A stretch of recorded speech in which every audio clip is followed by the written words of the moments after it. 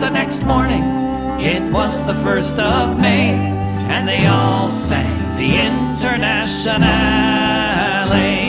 When the sun rose the next morning, it was the 1st of May, and they all sang the Internationale. They all sang the Internationale.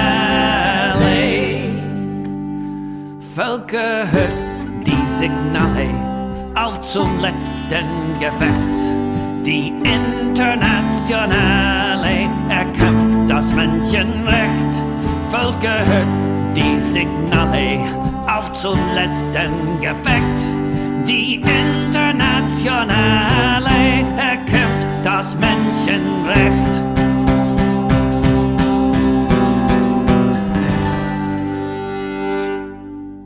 Good evening and welcome to Revolutionary Socialist Review.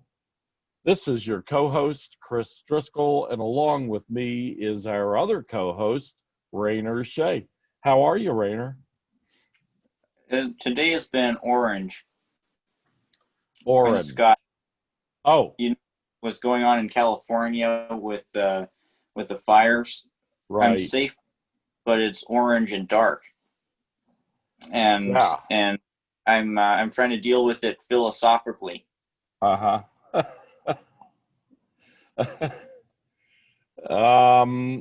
So the sky is actually looking orange today? Yes. Dark Jeez. Orange. Man, that's really bad. A Facebook friend, guy that used to be he was I think the partner of or married to or something like that of the editor of Monthly Review. She died a while back. She was a great writer, but yeah, he still writes for Monthly Review occasionally. Michael Yates, I don't know if you've heard of him, but he put up a great picture of I think he lives in West Virginia, and a great picture. They had snow last night. Of course, it was 112 here in Phoenix yesterday. Today, we lucked out something terrible because it was the coolest day we've had since April. It was like literally, it did not go above 91 degrees. So, and right now it's 82, so we're really lucking out. Anyway, let's begin. The first topic tonight, in Rochester, a black man was hooded, killed while in cruel cop custody, setting off days of protest and violent police attacks. I'm sure you've read about this, Rainer. And this incident actually took place in March. However, it was not publicly known until Wednesday a week ago.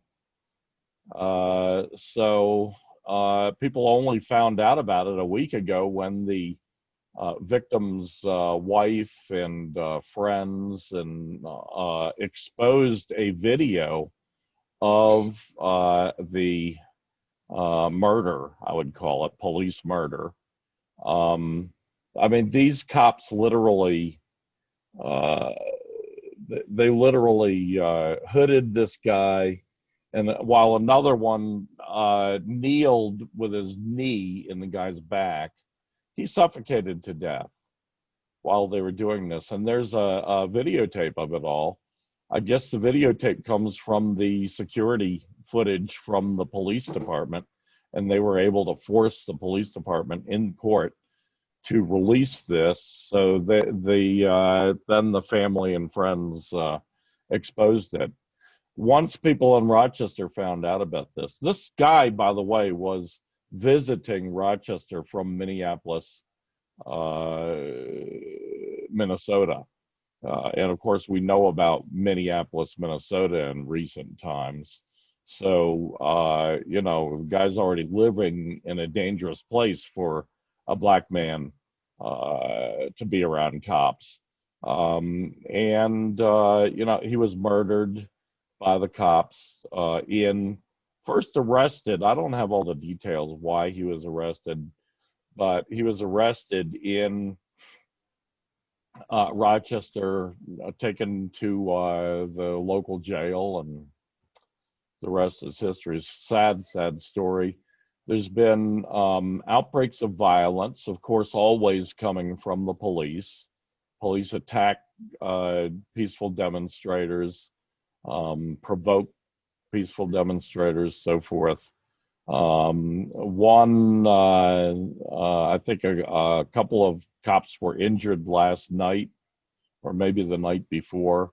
But yeah, the police chief on Tuesday, yesterday that is, resigned along with his entire, what do you call it, higher staff, upper staff, you know, his entire management staff, I guess, all resigned yesterday. I think they saw the writing on the wall. So it's pretty sticky wicket, and people are still, to my knowledge, still out protesting, and it's one more sad, tragic, outrageous, enraging story. And anyone who's a decent human being should be enraged about this, as the Black community and others in Rochester, New York are. Rochester, New York, of course, is in upstate New York. I think it's like one of those cities that's just across the border from Canada, or just a short distance away. So another terrible situation there. Of course, other demonstrations continue around the country. And I don't know if you've noticed, Rainer, but we are not getting a lot of coverage of these things anymore. Yeah, that's deliberate. Yeah, and it is. It must be deliberate, because I'm not familiar with this incident you were talking about. So I guess my Facebook friends haven't heard about it either. It's not come up in the discourses I've been around. So it seems like this incident is something that they're trying to bury. And yeah, I've seen it a little bit on the news, but not a hell of a lot, especially for what's going on there. I read about it in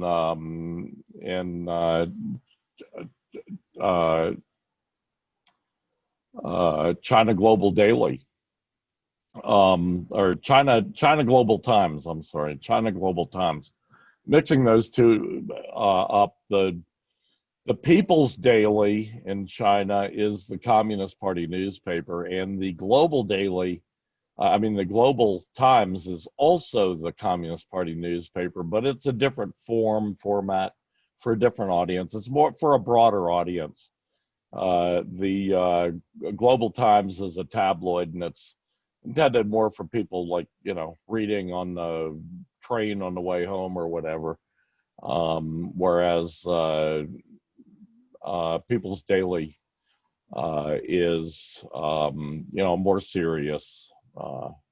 They're both serious, but it's aimed at a more committed, I think mainly at people who really follow the Communist Party and who are in the Communist Party maybe, or fellow travelers. Of course, the Chinese Communist Party is the largest political party in the world. The Democrats don't have a single person paying dues to the party. It's not a dues-paying organization. You just register with the government and you're a Democrat, lo and behold. But in a normal political party around the world, you got to pay dues. And in China, there are 94 million people paying dues to the Communist Party to be members. And it's not easy to get into. You've really got to, from what I understand, you've got to, you've got to go through a lot of education first. You've got to go through a lot of like interviews to show that you really are committed, that you're not just doing it for some business reason or some silly ass shit like that, that you really are committed to the Chinese people and to the Communist Party. Yeah, I feel like you're when you make a monologue, it pretty much always at least every other time comes back to the Communist Party of China. And it takes just they're very I think they're a very admirable organization, and they put out a good tabloid with the Global Times. I recommend it. Look up China Global Times on Google. English, put English in there, because unless you do read I don't know what is it, Mandarin? Isn't that the one that most people in China use? So yeah, it's a good paper. But anyway, yeah, well, you really are not at fault for not knowing about Rochester, because it's the billionaire-owned mass media that is at fault. They are not covering this stuff anymore. I think it's deliberate. I think that they're doing this because they want to. They don't want this stuff spreading. yeah, and Mid-Press News hasn't updated in a week or so. Keep checking; they haven't updated. Anyway, this news, it's. So it happened in March, and I'm not clear on exactly how this guy was killed. Was he suffocated? He was in jail.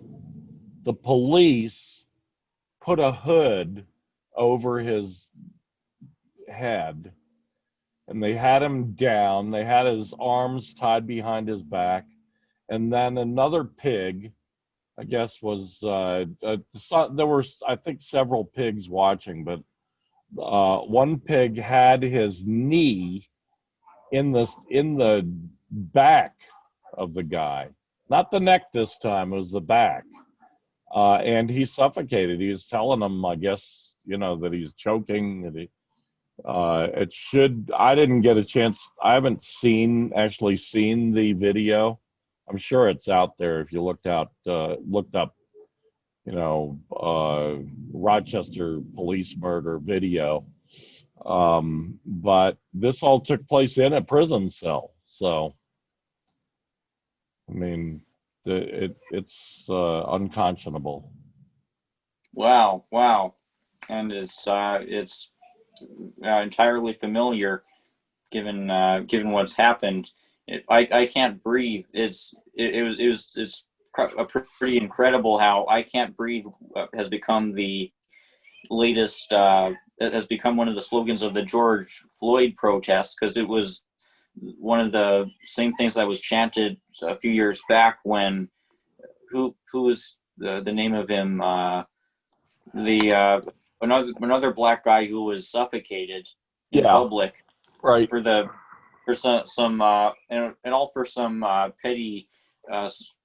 some petty crime, right, like selling cigarettes, and supposedly. Oh, that was what was his name?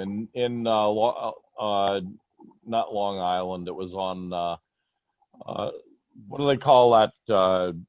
I'm drawing a blank there. The little island that you take the ferry to. It's not really little, but I mean little compared to Long Island. And he was selling loose cigarettes there, and the pigs in that case got him in a chokehold, and he was telling him, "I can't breathe," and it was a terrible situation. I could look his name up. God, there's so many of these people. It's really tragic just that we can't remember these names anymore. I mean, I said that name over and over again. Bob is really good at that. I wish we still had Bob on the show. And I'm not sure when he's going to be done with his little sabbatical from the show, but Bob was great at remembering all those names. He's great at names. I'm terrible at names. What's your name again? No, I remember Rainer. But yeah, and it's not even just age. I can't blame it on age because I've been that way all my life. I've been terrible at names. So, next topic. Now, Julian Assange, of course, he's being held in torture circumstances, really, in isolation, in Belmarsh prison, which is a high security dungeon, I guess, in London. You can imagine the kind of dungeons they used to put people in. This is really just as bad. And Julian Assange, of course, he was originally brought under warrant because the Swedes, two women in Sweden, claimed that he sexually assaulted them. They said it wasn't rape. I guess in one case, the woman said that it was consensual sex and they used a condom and the condom had a hole in it, and she blamed Julian Assange for the hole in the condom. In any case, years later, both women recanted and said, no, we weren't really assaulted, so we want this withdrawn. The government of Sweden kept pushing and pushing this because the American State Department kept pushing them to do it. And unfortunately, Sweden, which used to be a very independent social democratic country, is now a typical European social democrat country, which is not independent at all. It's totally under the thumb of American imperialism. So they do everything the Americans ask. But finally, the Swedish government was forced to withdraw that indictment. Meanwhile, Assange for many years was seeking refuge in the Ecuadorian embassy. And in the Ecuadorian embassy, well,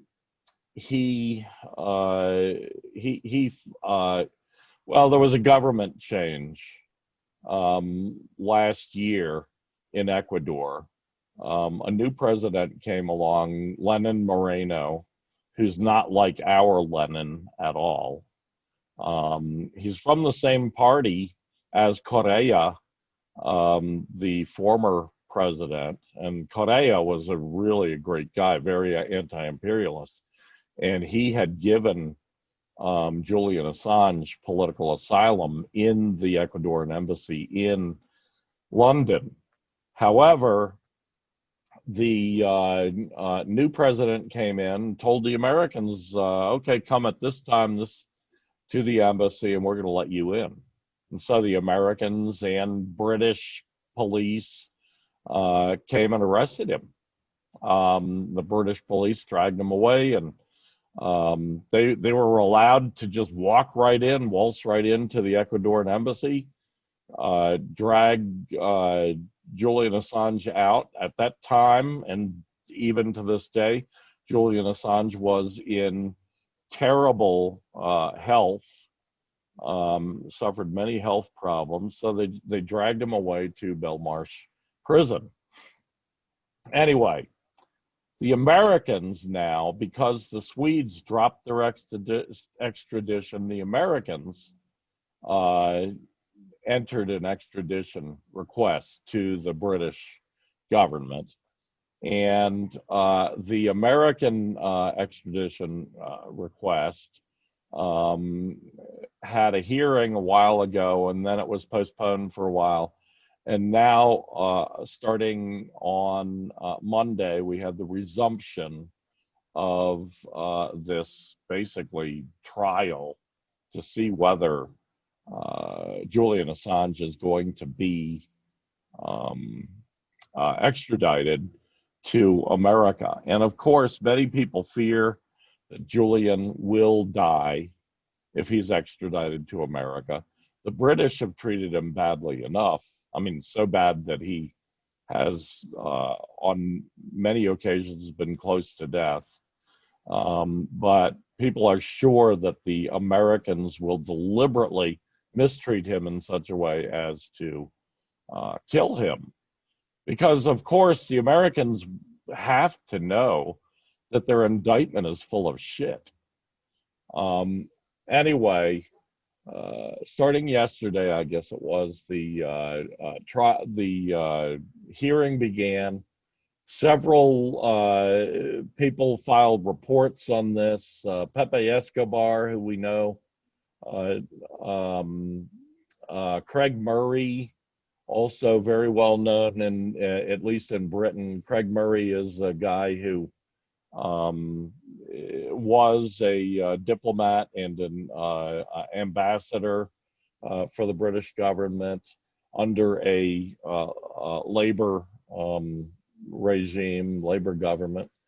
And since then, he's become a pretty radical guy, and he writes a lot.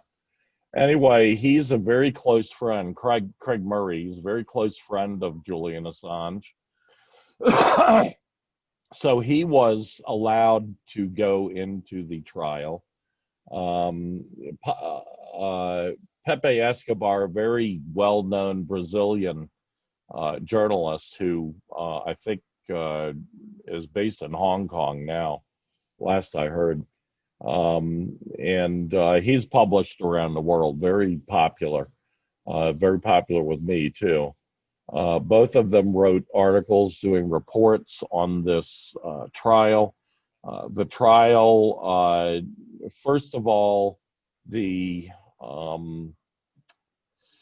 defense, that is Julian Assange's side, requested that the trial be postponed because the American State Department had put in a new an amendment to their extradition request, and the amendment in the amendment, all of the old charges that the Americans were going to bring him against him, which all had to do with Manning. What's her name? Manning. Yes, and Julian Assange's aide to Manning. So I guess they've kind of figured out, well, those aren't really illegal, what he did. So they've come up with some new charges having to do with computer hacking, computer espionage, this kind of nonsense. Anyway, the judge in this case said, no, we're not going to let you get an extension. The Assange team had requested the extension because they've only had a few weeks so far since these new charges were issued to prepare for a trial. So they asked for extra time to prepare. The judge says, no, you're not going to get the time. It's pretty obvious that this judge is a female judge. I don't recall her name at the moment, but it's pretty obvious that she is already prejudiced. Prejudice. She's already biased for the prosecution, for the government of Great Britain, for the government of the United States, and against Julian Assange. Anyway, they had the testimony so far of one expert witness for the defense. This guy, Professor Epstein, is an expert on journalism and journalism law, and he teaches journalism at a major university.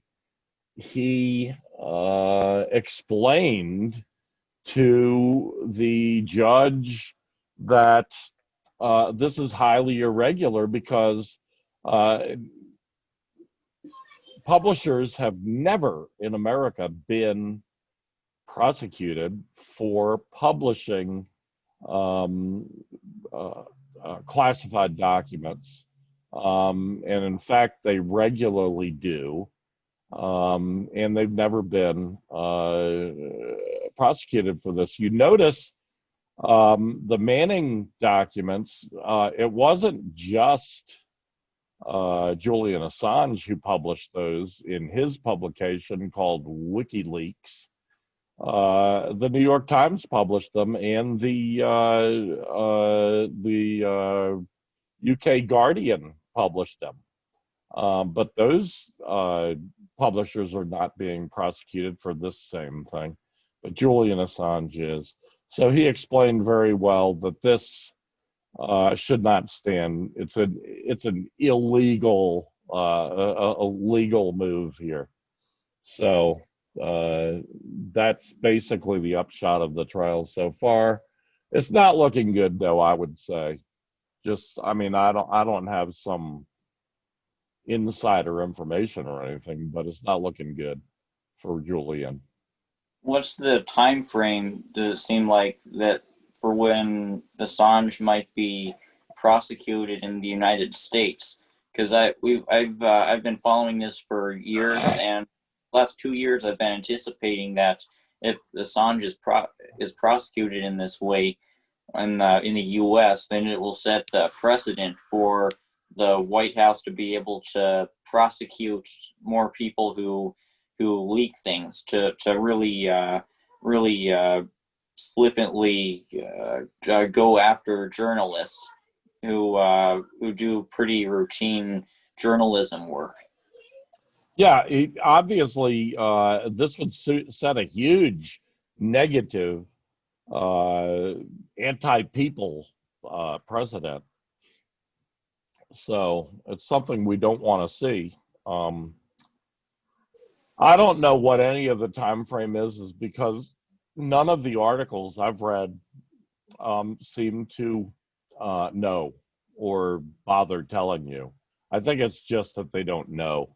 And I think they don't know because these courts do not tell them. Or in the case of the United States, the State Department has not told anybody what kind of a timetable they would set. Who knows if they even know themselves? It's usually a lengthy process. And in my opinion, they know that in a real court of law, they're going to lose this case if it's ever taken as a case in the United States. It's so absurd. Julian Assange is not an American citizen, and yet these idiots are charging him with treason. For fuck's sake. That's not... Julian Assange owes no loyalty to the American empire or to the American regime or the American state. It's ridiculous to say he's treasonous when he's an Australian, you know? Anyway, the whole thing is ridiculous. And, we'll keep people apprised of it. It's a travesty of justice. So, anything more on that? Well, I wonder how they plan to try to win this prosecution against him if their own constitution doesn't support what they're trying to do. You're talking about the American State Department. Yeah, that's a damn good question. I'd ask the same question. I would ask the same question. Yeah. I would ask the same question. We'll see when the whole thing plays out, maybe within the next couple of years. Yeah.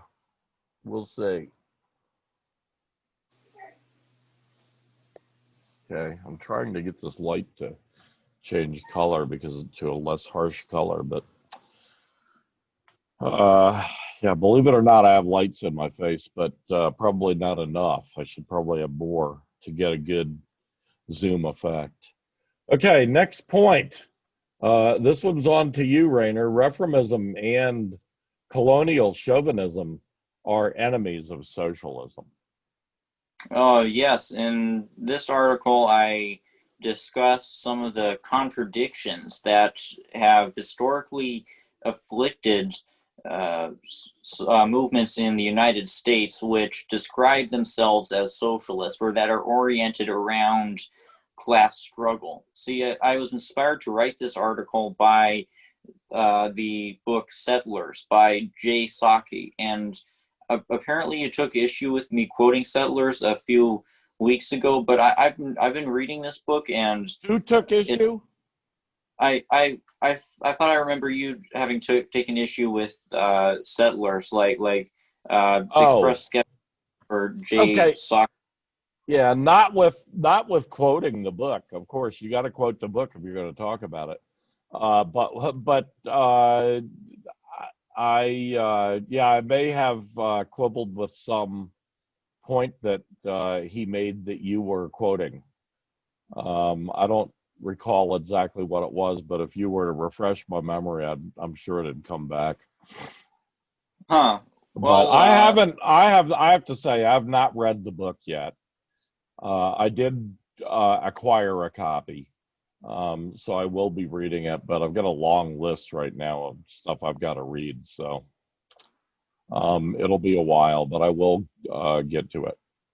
This book's message, from what I can tell, is that throughout U.S. history, these class-oriented movements within the United States have so often been led by white settlers and have, as a consequence, lacked a real proletarian consciousness. Really, they've been more oriented around enriching the benefactors of U.S. imperialism, will deliberately not trying to benefit the colonized peoples.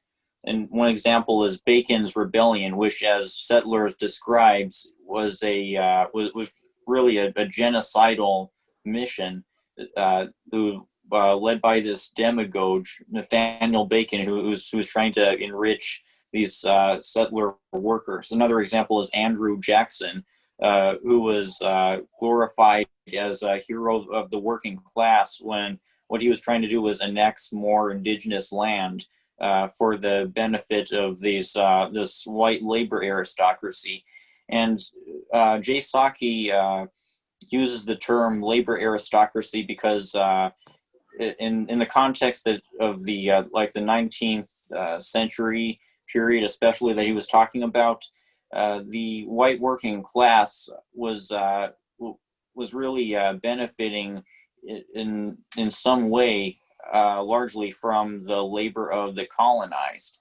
Like slavery was so deeply integrated into the way that the U.S. economy worked, and the whole thing was built upon acquisition of indigenous lands, that this huge colonial contradiction was absolutely unavoidable in life on this continent, and so this is the contradiction that the Settlers tries to point out, the contradiction of colonialism that's really diluted the historic class movements in this country. And as a consequence, Sakai describes the settler masses have largely lacked a real proletarian consciousness. He says that the settler masses have been unable to rise above petty bourgeois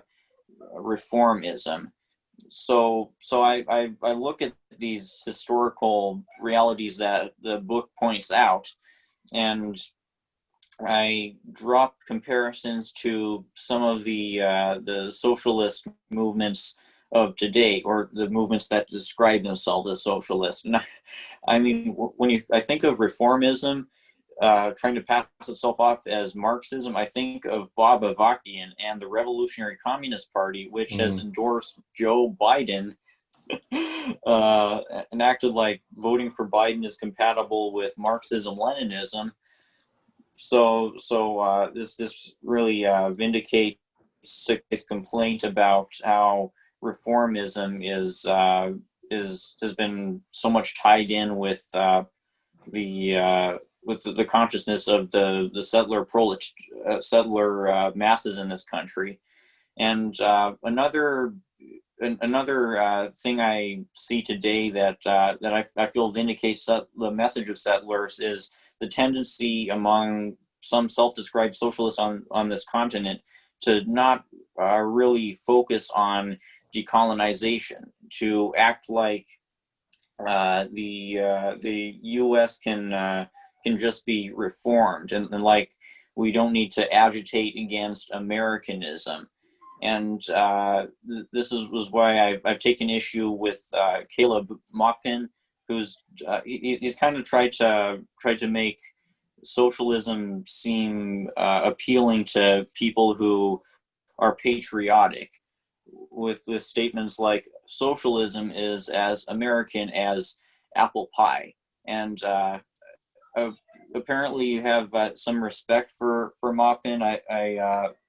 Hopefully you can think of counter examples of more of better statements that he's had on the colonial question. But this kind of messaging of trying to make Americanism seem compatible with socialism, it perpetuates this contradiction which has afflicted class-oriented movements on this continent from the start. This contradiction of colonialism. These are the points I've been wanting to hammer in, that reformism and colonial chauvinism are enemies of socialist revolution. And until we can unite the proletariat in this country around a revolutionary line that includes the abolition of the United States and the reparations to the colonized and returning all the indigenous land, then we're just going to continue to be plagued by this contradiction that settlers describes, and we're kind of going to be going around in circles, like the Revolutionary Communist Party is having their followers to stay in the game of helping the Democratic Party and perpetuating this bourgeois electoral cycle. Yeah. You bring up several points there.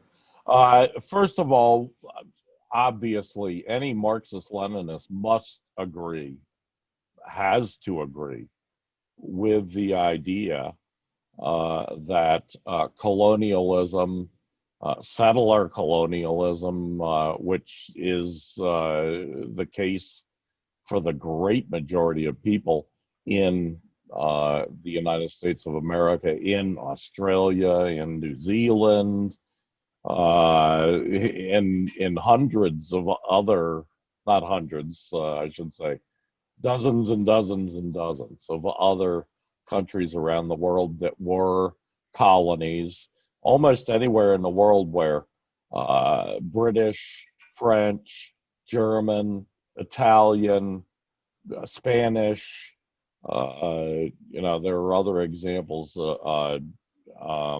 Dutch, Belgian imperialism held colonies at one time, and some of them still do. You have this situation that is popping up. So yes, it is the enemy of socialism. It is the enemy of the working class, even though many working class people have been sucked into this. It's really difficult, even for people, in my opinion, from what I've seen over the decades, It's really difficult for people when they get into a comfortable working class situation not to be sucked in. I would say that I was sucked in at one time into believing that, the revolutionary road is just not working. I'm getting so tired of it. We're not getting anywhere in America. We got to figure out some way of appealing to the majority of the working class, blah, blah, blah, and I succumbed for a while to reformist solutions.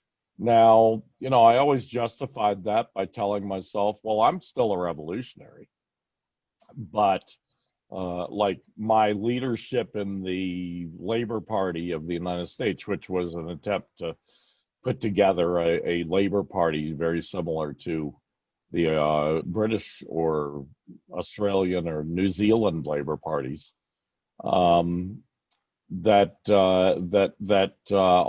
that's reformist and although it's social democrat,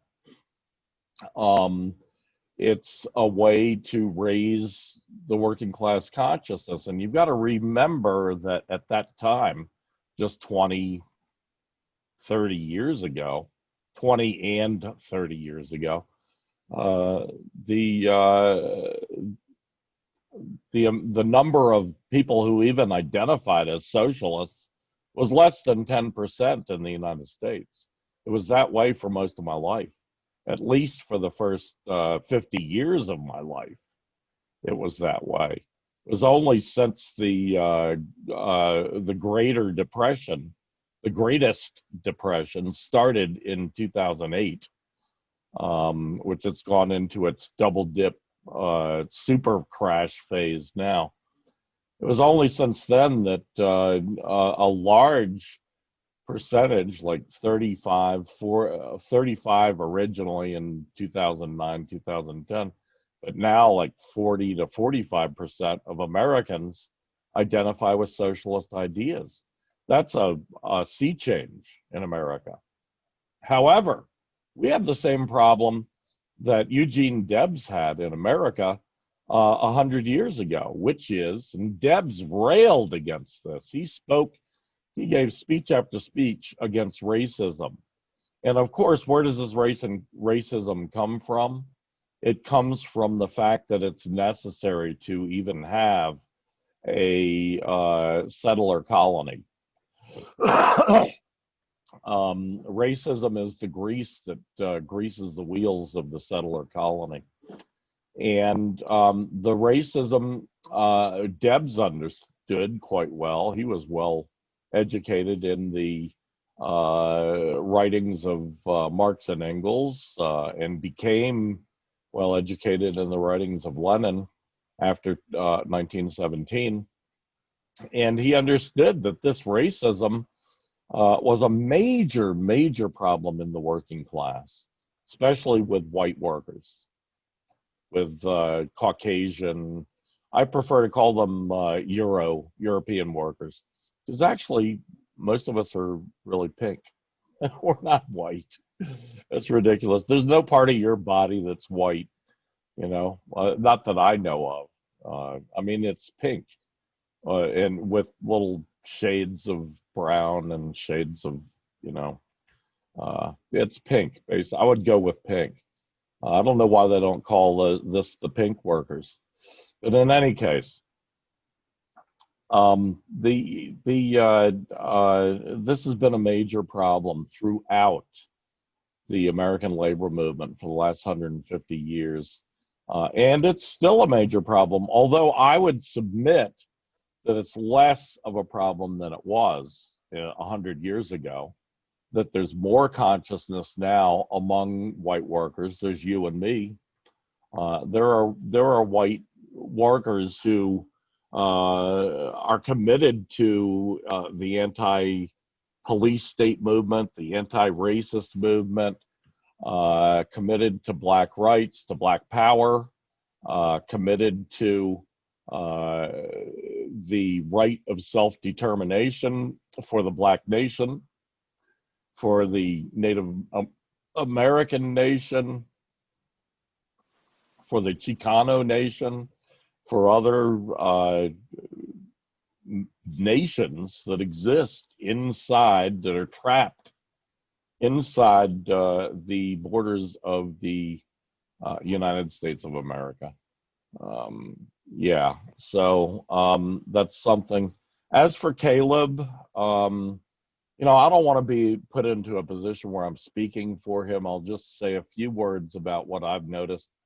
For example, Caleb was talking in a, he's doing a lot more of these online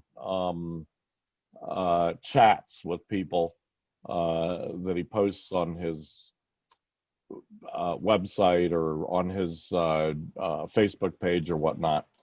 I was watching one the other day, and he very, very good. I would recommend you watch it.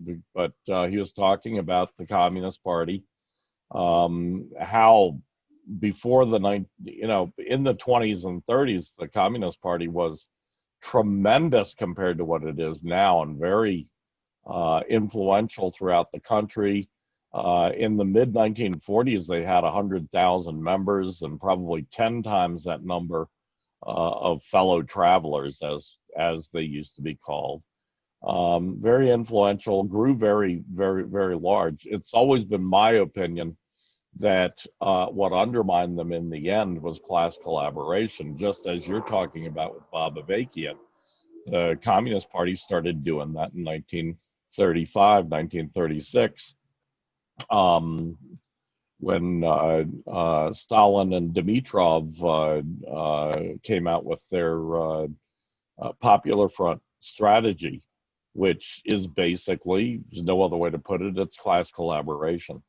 It's the worst kind. In America, it has been the worst kind because it taught almost all communist and socialist organizations that, oh, you're not going to get anywhere unless you work within the Democrat Party, unless you work for every candidate the Democrat Party puts up. I will bet you dimes to donuts that the Communist Party USA is out right now campaigning for Biden, just as Bob Avakian's Revolutionary Communist Party is. That's class collaboration with the ruling class's political party, with the capitalist class political party. And it has been terribly detrimental to Americans. Anyway, Caleb was talking about the Communist Party in the 1920s and 30s, and he mentioned the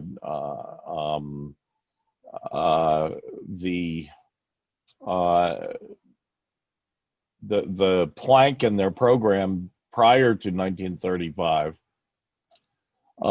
for self-determination of the Black nation, and they went farther than just saying self-determination. That was Lenin's term that he always used, but they went farther in saying they think that the southeastern part of the United States should be made into a state for the Black people, run by Black people, you know, operated by Black people. No, I have seen many examples where Caleb exhibits a really good understanding, profound understanding of this issue that you are raising, the issue of the problem of the settler colony that we live in, and the problem of the racism which is fostered directly by it in the working class. It's infested our class and divided us. It's used by the ruling class to divide and conquer, to keep us divided and keep us down. Now, is there a problem with Caleb's approach? Yes, I believe so, just as you do, and for the same reason. And I've been through this with a lot of friends, at least. Caleb is an adherent to the right-left coalition idea, which, you know, is not a really good idea. As a matter of fact, it's a really bad idea. The right in the United States is all funded by the capitalist ruling class, funded by the billionaire class.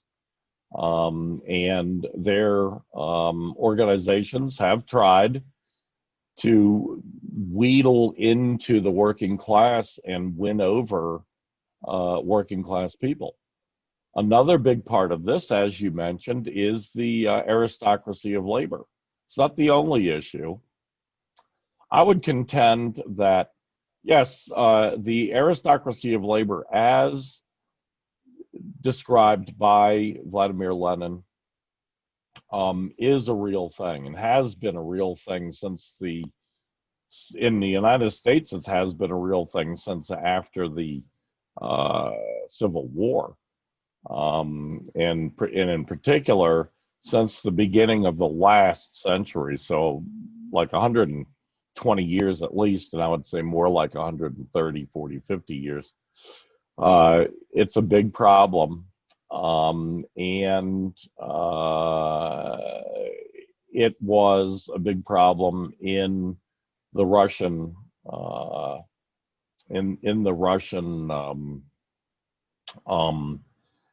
empire. It was a big problem, even much bigger problem in, you know, we've got to remember that the Russian Empire was a colonial, I mean, they were a colonial empire as well that imposed their colonies on hundreds of different nationalities that were incorporated into the Russian Tsarist empire. It was a big problem all over Europe, and it was Lenin's opinion that that was the reason that many of these same kinds of workers had decided to support their own ruling classes against other working classes in other countries during at the beginning of World War One. And Lenin saw that as a major problem because it was the beginning of the split in the socialist movement globally. The fact that a lot of these political parties, these social democratic parties, sided with their own governments in World War One. It was a big problem. Here in America, for a time at least, the Socialist Party of America did not side with its with the American state and the American government. They were opposed to it. Eugene Debs was even sent to jail for a 10-year term for giving an anti-war speech, basically against the World War One and the U.S. entrance into the World War One. However, there was a minority of creepy reformist types in the Socialist Party too, and that's what led in 1919 to the split in the Socialist Party, which ended up becoming two communist parties and one social democratic reformist socialist party. That's what split here, but the split took place all over the world. Anyway, Caleb's, I disagree with his idea. Of course, I worked for a long time for Ralph Nader as his media guy, the guy who liaisoned with the media, you know, like a press secretary, basically. In both his, at least in his 2008 campaign. I did other stuff for him in the 2004 and the 2000 campaign. And Ralph has been on the same idiocy for 40 to 50 years, this right-left coalition nonsense. It doesn't work because we do not have really enough in common, and it's unprincipled because there's too much about them that is wrong. Now, I understand why Caleb or Ralph Nader go this route. They do it because they're desperate to try to find ways to reach out to the American working class. The American working class, I feel, has gone through an enormous change since 2008. It's become tremendously more socialist, especially the youth, people your age. You find the majority, more than 50%, identify with socialist ideas and lean socialist or identify as socialist. Now that's a beginning. That's not the end of the journey. That's the beginning of the journey.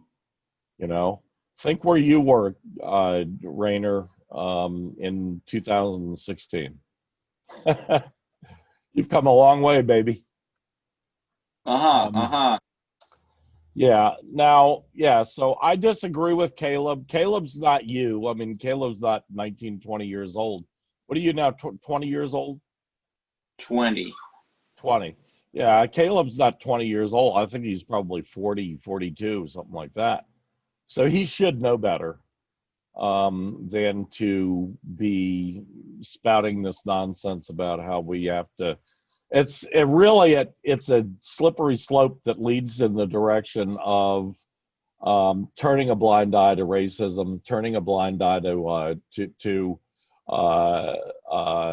the oppression of oppressed nationalities, oppressed ethnicities, and it's not a good thing. It's not a good slippery slope to get on. So. And this is what Settlers, like I said, inspired me to write about. We must be willing to confront the contradictions in our society head on. And you mentioned this left-right coalition thing, and it reminded me of another figure, Caitlin Johnstone. We both read lots of Caitlin's work. I read something today by her. I think I sent it to you. That was just atrocious. But go ahead. Well, 3 years ago, I remember Johnstone basically advocated for kind of left-right unity, where like the so-called anti-establishment right 19th century setting that he was describing it in was essentially one of petite bourgeois annexationism, which as in his description seems to mean desiring for the empire to gain more territory so that the settler masses will grow richer. We mentioned before how Andrew Jackson's movement was all about enacting more genocide and annexation against the native peoples. And in order to materially enrich this white labor aristocracy, and naturally we can see how this continued to be a trend where the settler masses on this continent have really forsaken a proletarian consciousness in favor of a cynical and selfish ideology where they support the U.S. empire's efforts towards colonial expansion, because this will materially benefit them, or at least it'll materially benefit them in kind of indirect ways, since they're in any case going to be largely screwed over by capitalism.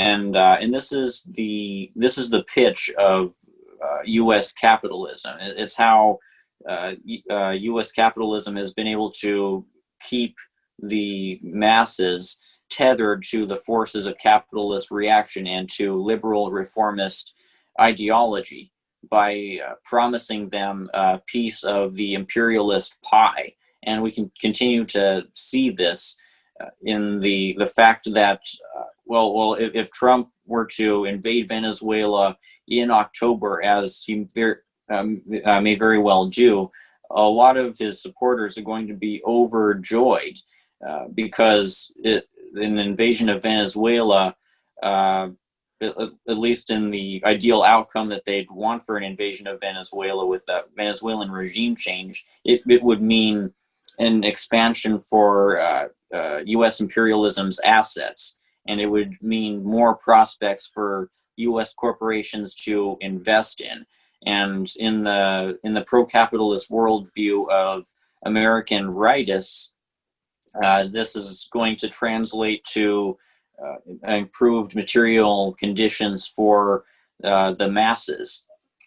And of course, this isn't necessarily true that that people in America are going to benefit in any way if Venezuela gets regime changed, because neoliberalism has so thoroughly screwed people over in this country, and capitalism is really losing its ability to provide a good livelihood for people. But at least for some of the petite bourgeoisie, as Zeese put it, there's going to be more prospects for investment, and there's going to be a greater sense of national pride at the knowledge that our country has conquered another evil socialist nation.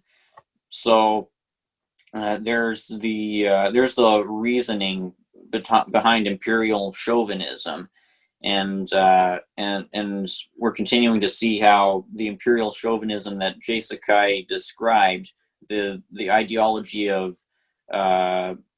petite bourgeois annexationism, is continuing to define how many Americans think. My article concludes on a hopeful note, in that if U.S. capitalism continues to collapse as it has been under neoliberalism, then the contradictions of capitalism may well make a lot of people more open to the idea of throwing down the empire, of carrying out a socialist revolution. And I think that it's evident that this is happening. This has been happening for the last 12 years, that people have reacted to this huge economic contraction by becoming willing to identify as socialists by the tens of millions, and this has not been the case in this country for generations prior to then. So I believe that the trend towards Americans wanting to identify as socialists is going to continue to grow, and our responsibility as people who've studied revolutionary theory is to get more people to study revolutionary theory, to get people involved with communist parties that have the potential to become the vanguard, and that can facilitate the overthrow of the capitalist state in this country.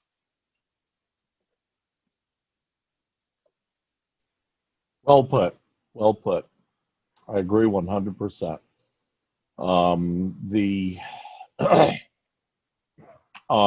This trend has been phenomenal to me because, even in the 1930s and 1940s, the percentages were nowhere near what they are today of people saying they're interested in socialism, like socialist ideas. They favor socialist ideas. They want the Democrat Party to adopt socialist ideas, which is never going to happen, because the Democrat Party is funded by the billionaires, and the billionaires, they don't see a lot of,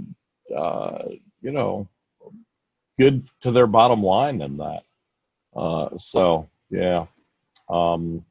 I think things are getting better in that way, but we always have this caveat that this is an opportunity. It's not the end, it's the beginning. It's an opportunity for Marxist-Leninists to win socialists over to our ideas. And that's why I've felt for quite a long time, since 2010 at least, when these polls started coming out showing this new trend. That's why I've felt that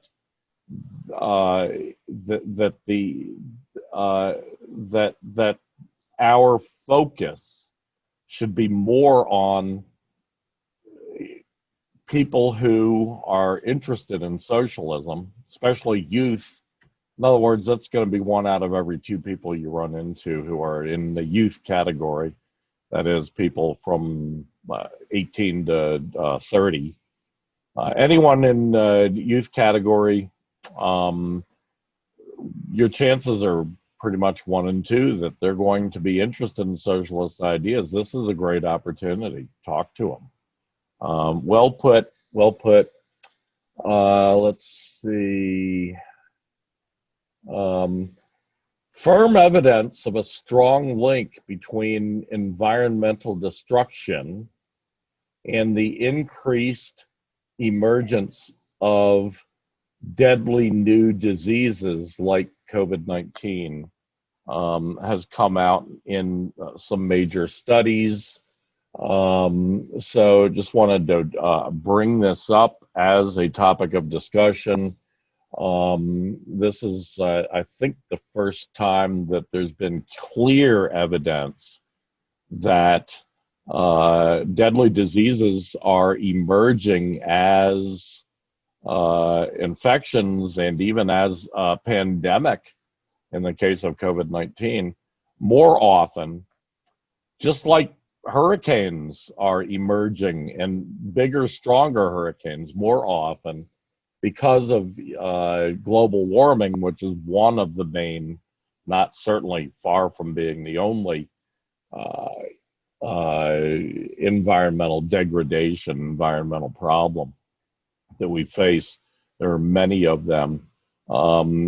This one has a lot more to do. I mean, it probably does have something to do with global warming, but it has a lot more to do with deforestation, with the spread of urbanization and suburbanization, with the loss year by year by year of natural habitats. This is setting up a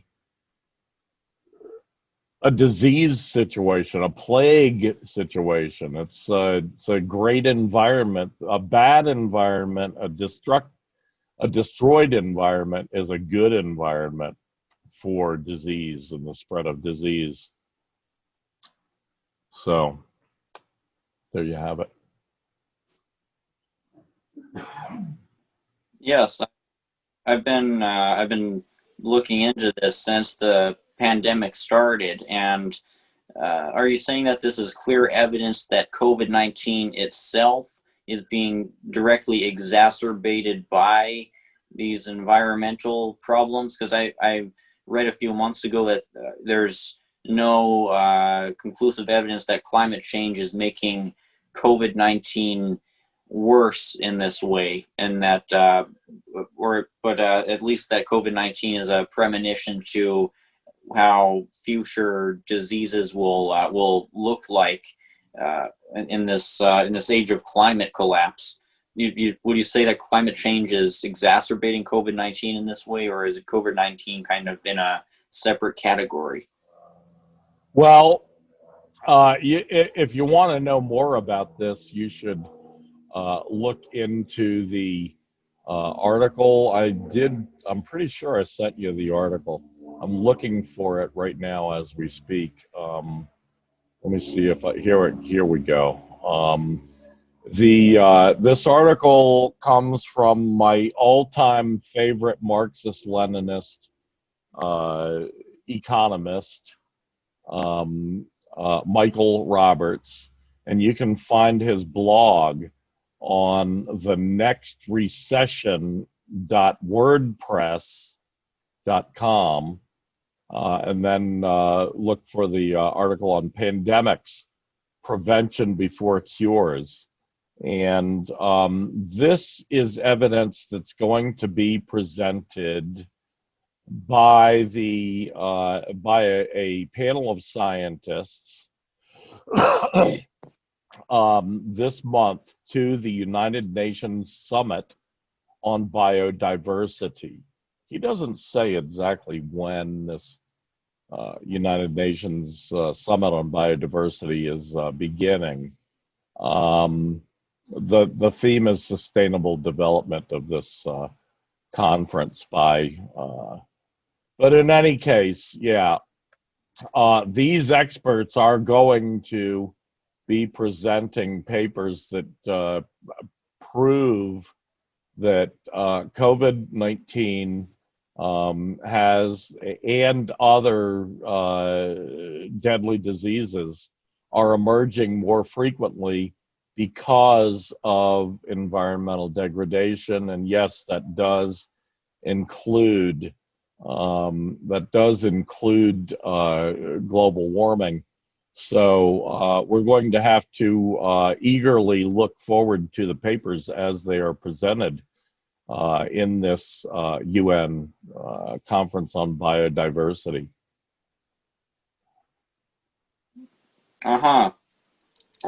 This reminds me of a TED talk that I saw in March or maybe February.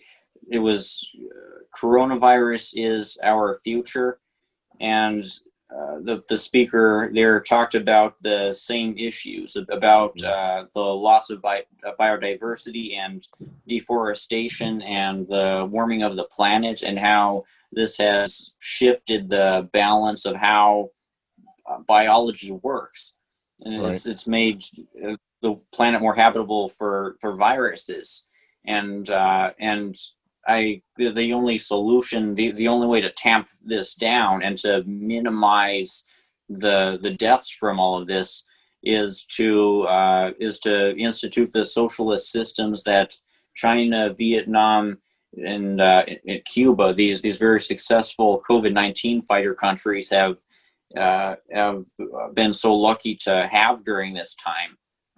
In the capitalist world, it's been so chaotic and volatile, but in China, they've been able to tamp it down really more efficiently, and with the consideration of helping the people in mind, instead of helping profits.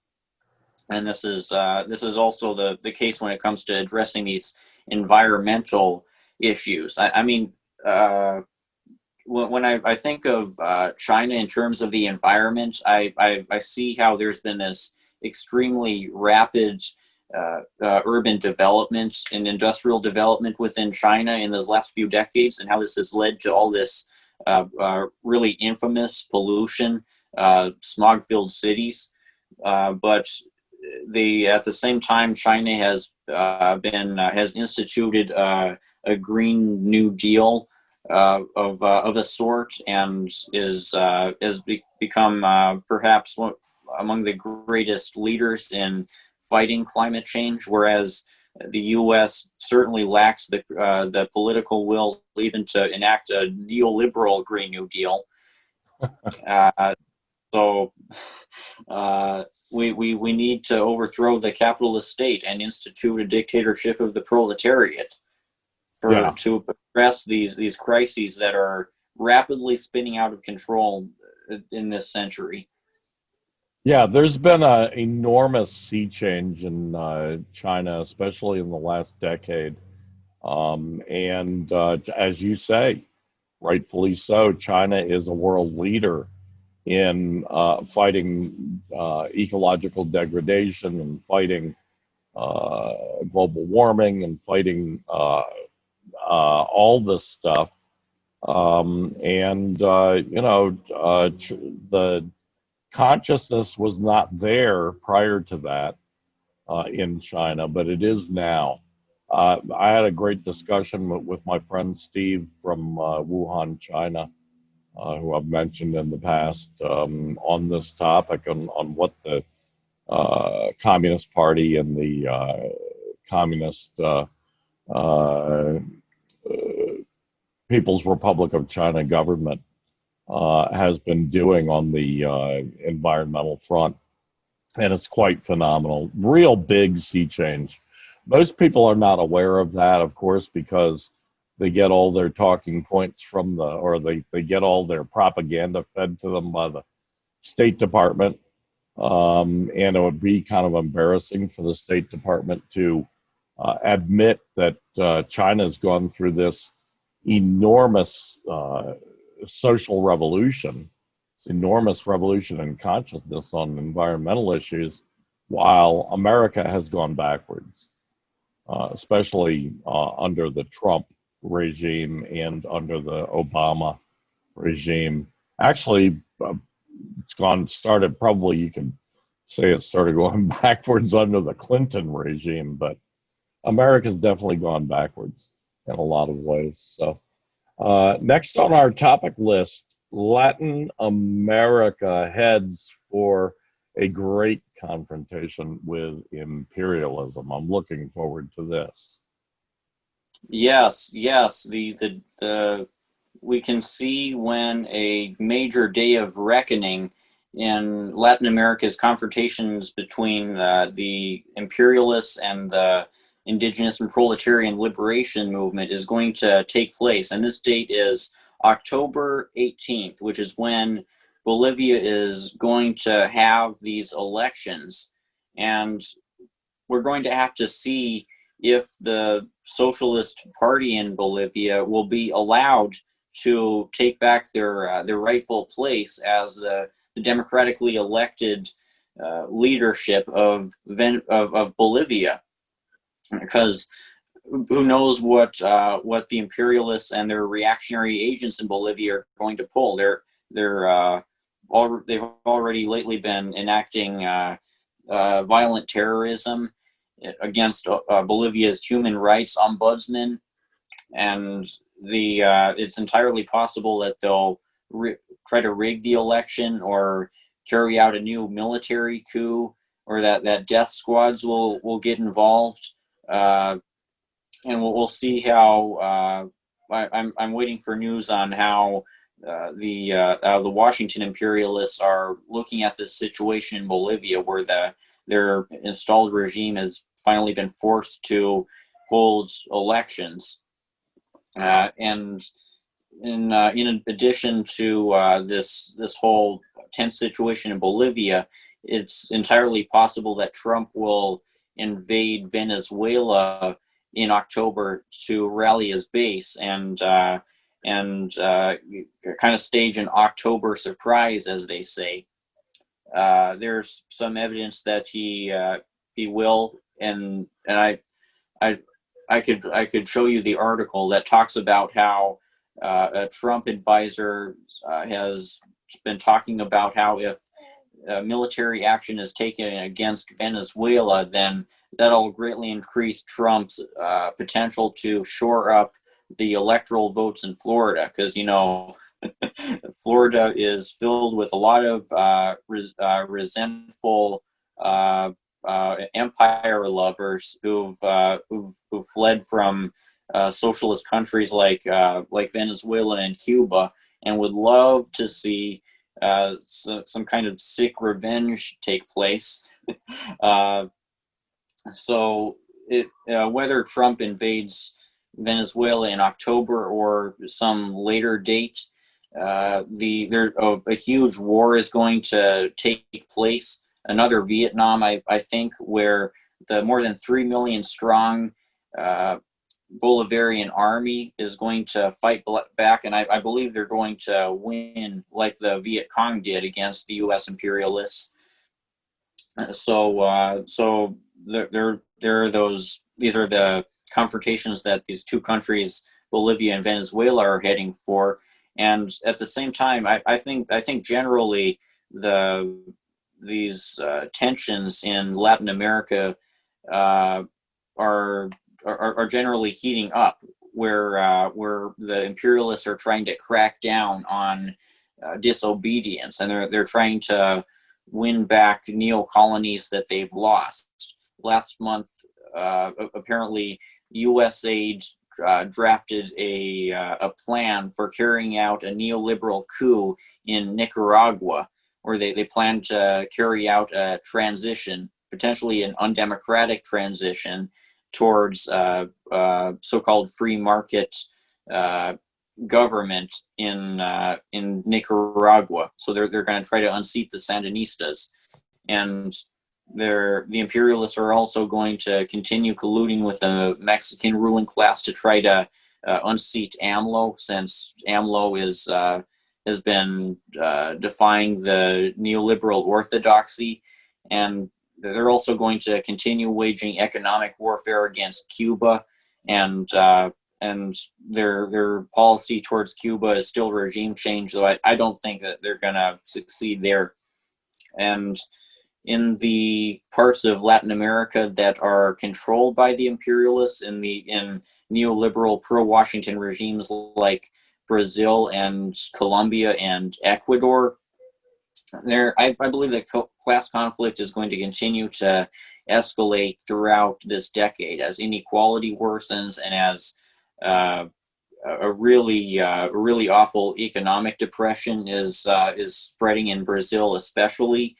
And as the failures of neoliberalism to address COVID-19 continue to become clear, I think that the huge protests throughout Latin America that we witnessed last year are far from the end of the unrest that's going to sweep the region in the coming years and decades. And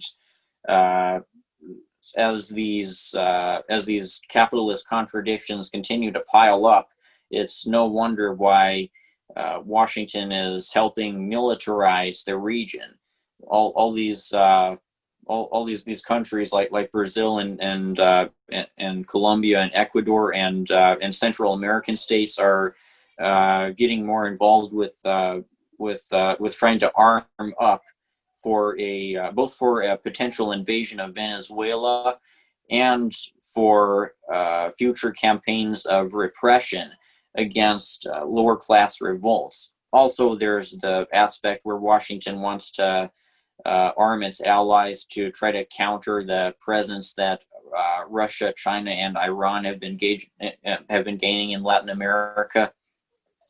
So there are these geopolitical and class tensions rising in the region, and it's entirely possible that by the end of the year, a huge turning point will have been reached in this conflict in both Venezuela and Bolivia, and we'll next see a turning point, a kind of historical decision point when the U.S. tries to carry out a coup in Nicaragua, and then in the coming years we'll continue to see class conflicts rise in neoliberal Latin American countries like Brazil, and it's going to be a long and bloody and destructive war that nonetheless needs to be fought in order to liberate the region from imperial control.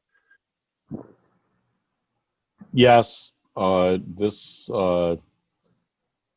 is coming, unfortunately, although at the end of this tunnel there's a great light. So, unfortunately, because the capitalist ruling class that runs the American empire, that runs the American state, is so brutal, so violence prone, they can't do what they do without violence. It's kind of ironic that they're the people who are always saying, "Oh, be non-violent." If you protest, it's all right as long as you don't break somebody's window or, violence like that. Of course, property destruction is not violence, but it's not the kind of violence that capitalists do against real human beings, certainly. But this confrontation is coming. We can see it objectively. We don't want it to come. We don't like it, but it is coming, and we have to prepare for it. We, most importantly, we have to prepare to defend ourselves, just as our comrades in Latin America are preparing to defend themselves.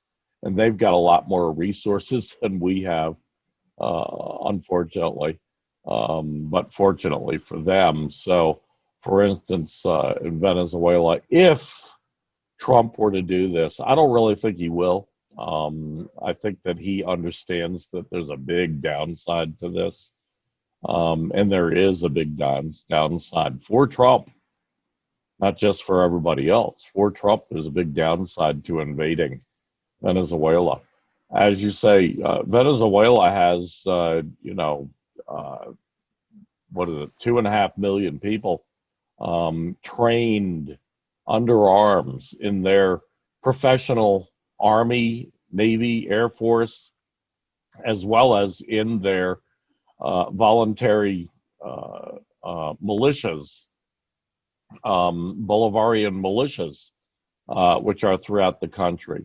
They tried this idiotic beach landing earlier this summer. These imperialist forces, basically, and they were all immediately caught and arrested by fishermen who also were members of the militia, of the local militia. So they didn't get very far. They were put on trial. The guy who engineered it all, that some ex-Marine veteran idiot, he was not caught because he was in Washington, D.C. at the time. He didn't risk his own life for this, but yeah, he's under indictment in Venezuela for this crime. Yeah, the same thing will happen no matter how many American mercenaries or professional soldiers they send. It's undoable. It reminds me of the... Yeah, well, the Go ahead. the thing is, the last month, a Venezuelan representative warned that the imperialists have tried to formulate a strategy for getting around Venezuela's great military might. They plan to first have regional powers like Brazil and Colombia and the Latin America and Central American states do the job invading Venezuela, which is why they're militarizing Latin America in preparation for this invasion. And then after these regional allies of Washington have done the most challenging work of invading Venezuela, the U.S. military will occupy Venezuela like it did in Iraq. So they're apparently trying to strategize with their allies in order to conserve the resources of the very widely stretched U.S. military. And who knows if this will work? I really doubt it will, because it's really amazing how many personnel have been recruited into this people's militia. Over 3 million. Yeah. I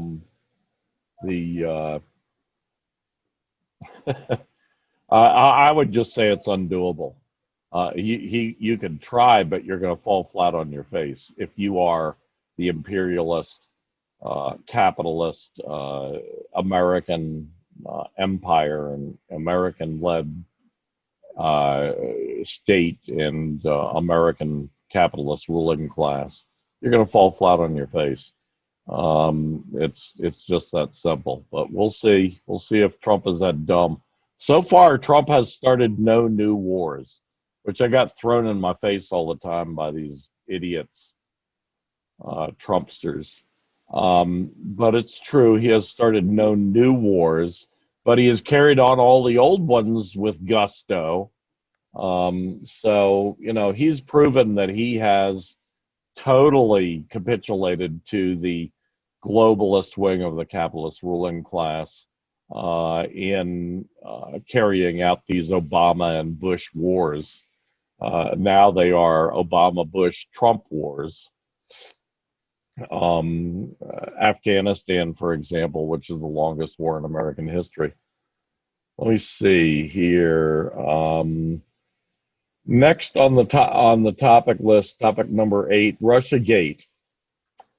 The New York Times, Facebook, and the FBI say anti-Trump site, now shut down, was a Russian effort to help Trump win. This is their latest absurd claim in the ongoing Russiagate hoax. It's another ridiculous claim. Last one about Russian government paying the Taliban to murder or to kill American troops fell flat on its face. It was debunked very quickly. So they seem to have abandoned that. Now they're going on to this. In an article in the Greenville Post, that's greenvillepost.com. You can find this article, Russiagate, NYT, FB, and FBI say anti-Trump site now shut down was Russian effort to help Trump win. This is ridiculous. The site involved has already put out a statement, refuting all of the charges against it, that it is being used by Russian government agents and by the IRA, the troll, the clickbait farm. Excuse me, let me take a drink of water. The clickbait farm in St. Petersburg, Russia, which was alleged to have interfered or meddled in the American 2016 elections by the CIA, by the FBI, by the Hillary Clinton campaign, and by the Democratic Party, Democratic National Committee, all of whom have lied and lied and lied and lied to us. In the case of the Democrats, for 180 years. For others, these others, they've all been proved liars. So it's hard to take anything that they say with any credibility. They're not credible. Facebook is no longer credible, if it ever was. The FBI, certainly not. The New York Times, for Christ's sake, need we say more? The New York Times, which had its front page plastered in 2003, plastered with all this phony evidence against Saddam Hussein, promoting the war against Iraq, which even most liberals now admit they say it was a mistake. It was not a mistake, it was deliberate. A bank robber doesn't get to say, oh, it was a mistake after he gets caught. No, it wasn't a mistake, it was deliberate. They did the same thing in the invasion of Afghanistan. The New York Times is totally unbelievable. In any case, this anti-Trump website is not being used by the Russian government or friends of the Russian government in an effort to interfere or meddle with American elections. It's just a hoax. It's absurd. It takes somebody wearing a tinfoil hat. That's the kind of person it takes to believe this nonsense. Most liberals, for example. So there you go. Wow, sounds convoluted. Like they were claiming that this site, even though it had anti-Trump messaging, like they were claiming it was somehow trying to sow subversion, trying to divide Americans, and which translates to trying to elect Trump. I mean they've leveled similar accusations against against many other outlets, like most prominently anti-imperialist outlets, and also trying to tie Russia to movements like Black Lives Matter and like the anti-war movement. And so it's not surprising, because it reflects this huge tendency within these Russiagate headlines to try to implicate media outlets or individuals who are perceived as somehow being involved in this Russia conspiracy, and whether or not it even makes sense. Like in the case of this, it doesn't really make sense. It serves the purpose of perpetuating the perception that Russia can very easily reach its hand into sites that you could very well see.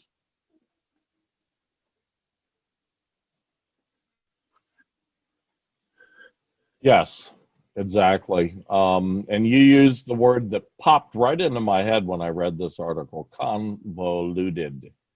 The whole thing. I mean, I had to read the article a couple of times even to grasp what the hell was going on there. People should go to the Greenville Post. Just put it into Google, the Greenville Post, GREA, not E, GREANVILLE post.com, and it'll come popping up. Go look for this article. Finally, this last story comes from several articles I've read. It's been commented on a great deal in the economic, in the business press, in the business news media. The U.S. efforts to damage Chinese tech firms is a lose-lose proposition, says RT's boom bust. There's also an article in the China Daily this morning on the same topic. As you know, as we've talked about several times in the last couple of months, the Trump regime has been going out of its way to carry out acts of piracy against Chinese-owned companies, to do everything it possibly can to injure, especially Chinese tech firms, and the RT's Boom Bust, which is a great business show if you're interested in economic stuff. They quoted the foreign secretary, the foreign ministry of China's spokesman, because the guy's a man, saying this is a real lose-lose proposition for them. And here's the reason. Take TikTok, for example. TikTok, a very popular social media platform where mostly youth post their videos, funny videos, love videos, chat videos, whatever, music videos. And it's become very popular in the United States. And the Trump regime a bit ago gave them 30 days basically to sell all of their American assets. Well, the Chinese government and the Chinese legislature, the People's Assembly, passed a new law implementing protections for these companies in the form of a ban on exportation of crucial technologies that are crucial to the state security or to the defense of China.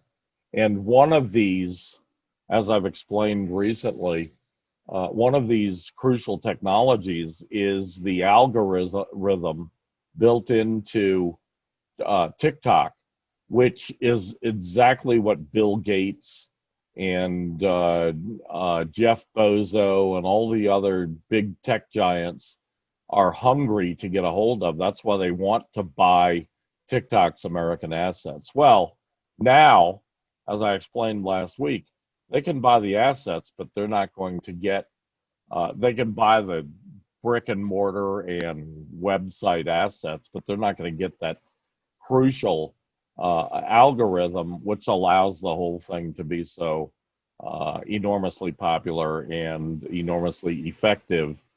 That's the reason it's enormously popular. So the other part of this, not just with TikTok, but with, there's a new Trump attack on the biggest chip manufacturer in China. And this chip manufacturer has been going like great guns over the last year or so. I mean, it's really building up super fast. It's getting a lot of investment from all over the world. The Trump administration, Trump regime, we should better call it, has said that they will no longer allow this company to sell chips in the United States, which is going to put a lot of technology companies out of business. That's what the Chinese officials mean when they say this is a lose-lose proposition. Trump is not only trying to destroy Chinese companies, he won't succeed at that, because in this case, with this giant chip manufacturer, they are going to be the dominant chip manufacturer 10 years from now. There's no doubt about it. And Trump can't stop them. But in the meantime, Trump is putting many of his own, of American technology companies out of business, companies that build consumer electronics products. They're dependent on that, on the chips that they buy from this company from China. And many other kinds of companies are dependent on other Chinese tech companies that Trump is deliberately attempting to harm now. So this is another absurd, ridiculous Trump regime attempt at I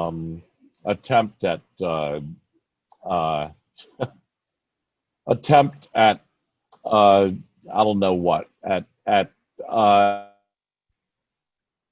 at starting World War III by doing these kind of acts of war against, by doing these kind of acts of war against Chinese companies and China itself and the people of China. And then it sounds like he's created a kind of economic quagmire, a market dilemma for the United States, where you say that this is going to hurt tech companies. I wonder what the effect is going to ultimately be, say 5 years from now. But what how successful companies like Apple and Google in the United States will be as a result of this. T-Mobile, Verizon. I don't know exactly which companies are going to be impacted by this, but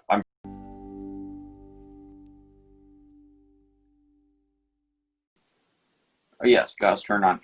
Anyway, like I was saying, it seems like Trump is going to continue the next phase of this deindustrialization that the United States has been experiencing throughout the era of neoliberalism. It seems like he's going to drive out even more business and industry from the imperial core, and China is ultimately going to benefit from this. So it seemed like when Trump decided to do this a month ago, it seemed like a big bold, drastic move that could potentially do legitimate damage to China, and I'm sure he thought himself as extending his persona as the greatest dealmaker of all time, and this great Machiavellian who punches so hard that his opponents just can't possibly handle it. But it seems like ultimately the U.S. is going to end up being at a disadvantage, and we'll see which companies get hurt and how accessible this technology will be when as this development continues. I mean, is this going to affect the technology that Americans will be able to buy? Will this affect the price of certain services? Oh, yeah, absolutely. And of course, it's in the case of WeChat, for instance, which the entire Chinese community in America uses to communicate with their people back in China.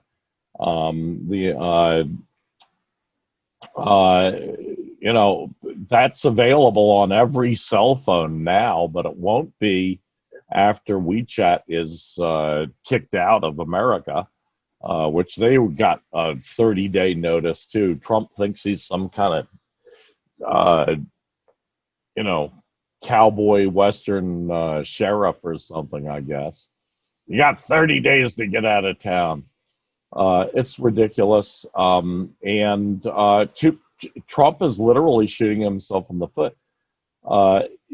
I used to think that there must be a brain somewhere in there, but there isn't. He's got a pea brain. He's dimple-headed. There's no words that can adequately describe how fucking stupid this guy is. And yeah, he's shooting himself in the foot with all these moves against Chinese tech companies, because it will greatly harm American consumers. It will greatly harm American tech companies. It makes me wonder why people like Bill Gates and Mark Zuckerberg seem to be leaning towards not even leaning, just seem to be supporting Donald Trump these days, because they're shooting themselves in the foot too. It's unless maybe they think they're really Machiavellian, to speak of Machiavellianism, and they think that, well, if we come out publicly and support Trump, he's bound to lose. Which there was probably some truth to that, because most people hate Zuckerberg and hate Bill Gates and hate Microsoft and Facebook, not for the services that they provide, but for the predatory way they go about it, for the criminality of their owners. That's why people hate those companies. Yeah, it's hard to it's like the last topic we were talking about. It's hard to fathom that Trump could actually be that stupid, but apparently he is, in this case at least. Well,